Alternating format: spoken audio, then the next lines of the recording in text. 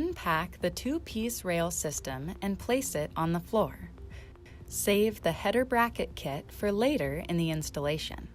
Leave the straight door arm and trolley taped inside the rail for the time being. This will help you with a more convenient and safe installation.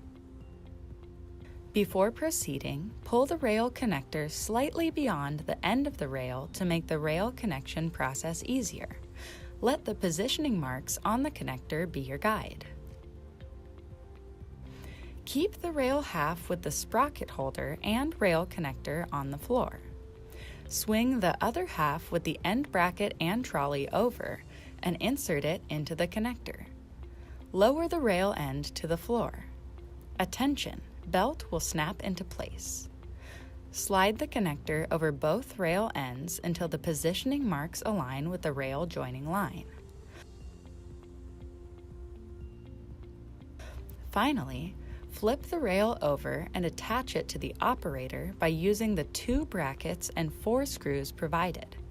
Please refer to the owner's manual for additional installation instructions.